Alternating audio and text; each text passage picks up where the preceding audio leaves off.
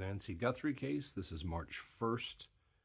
There's nothing really new coming up in this case. It is kind of entering a new phase, which is more out of the public eye here. They seem to have collected, at least from the house, everything they can get out of there. The people who were there this last week, probably some of the officials there, were just verifying they got everything they need out of the house. They don't need it, to turn it back over to the family. I think it was a white SUV that went into the garage, closed the door. I imagine that was a family member. I would guess even perhaps Savannah going in maybe to retrieve some items of personal value.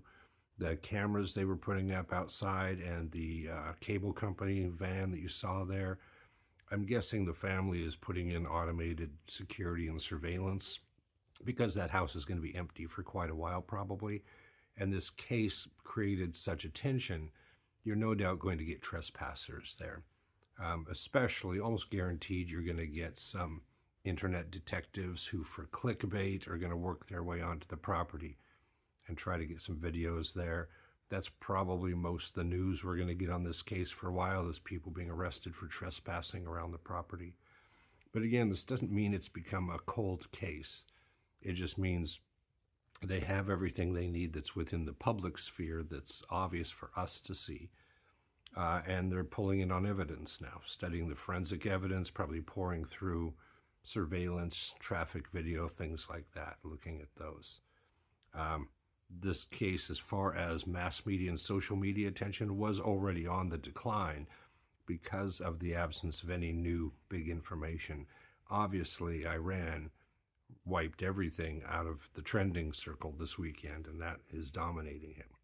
So this case is probably going to, in the absence of any big breaking news, kind of fade off like others that we've studied over time that are big deals, get a lot of activity when they're new, and then just kind of, as nothing new comes up, they kind of fade off. One from a couple years ago, Chelsea Grim, who disappeared on a trip from San Diego to supposedly to the East Coast and disappeared in Arizona. That one I don't believe was ever resolved. So, yeah, this one is probably going that direction.